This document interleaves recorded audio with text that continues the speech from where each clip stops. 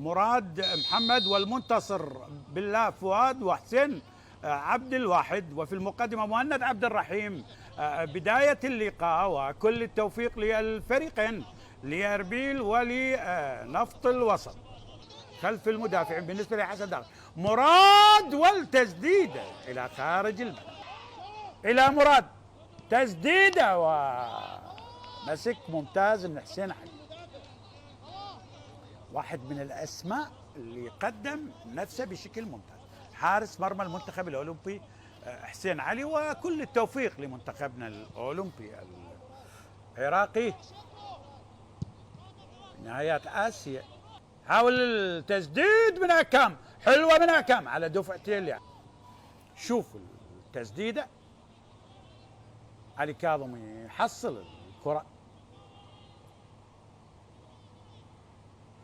عبد الغني شهد، تعادل مرة، خسر السبعة، و آخر يعني آخر عقوبة لهذا الجمهور، شجع فريقه، يهدأ، يبتعد عن هذه الأمور. كردغلي سوري، هدف أول للعندليب، هدف أول للعندليب بيسارية أرضية نفطية في شباك أربيلية،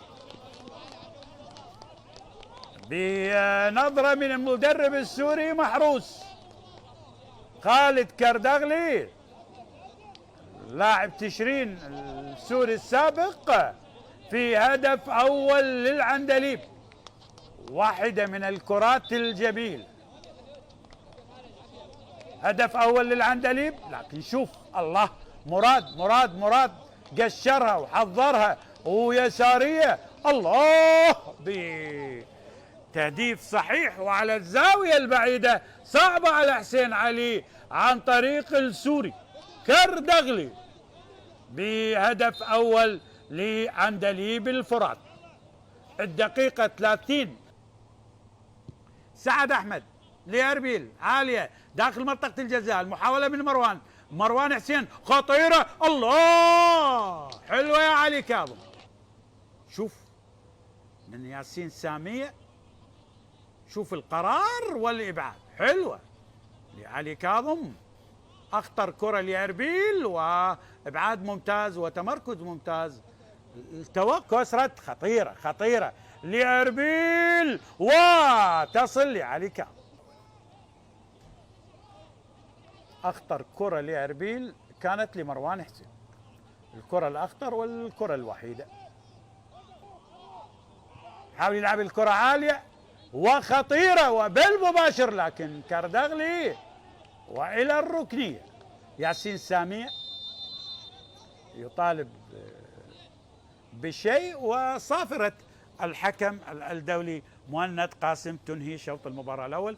الشوط الأول ينتهي لمصلحة هذا الرجل الواضح بالصورة، نفط الوسط يتقدم بهدف ولا وجود لشيء بهذه اللقطة. يعني نفط الوسط يتقدم بهدف لخالد كردغلي بالدقيقة 30 من عمر المباراة. الجولة 31 من دورينا موسم 21-22، أربيل يستضيف نفط الوسط، العندليب الفرات بضيافة الإمبراطور، لمن التحق بنا الآن. شوط المباراة الأول انتهى لنفط الوسط بهدف عن طريق السوري خالد كردغلي، أتى بالدقيقة 30 من عمر اللقاء. راجع الكرة لديدار، أحمد بن عمار لحسن داخل، كرة لليمين، حسين فلح، عملية تمرير، حسين يلعب الكرة، محاولة داخل منطقة الجزاء، ثاني للعندليب، ثاني لنفط الوسط، ما يحتفل لأن سبق اللاعب لأربيل.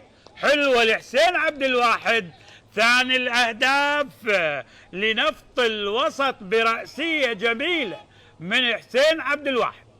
حسين عبد الواحد ثالث أهدافه سجل على الشرطة وسجل على الكهرباء ويسجل الآن برأسية جميلة.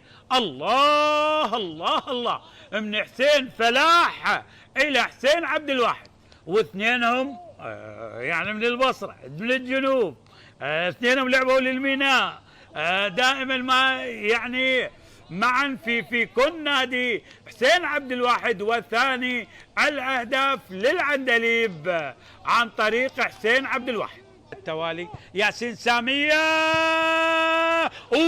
فكرتها ثم يستقبل الصناعة في ملعب. ختام الدوري سيكون مع جارة نادي القاسم على ملعب الكيف. هاي مباريات نفط الوسط.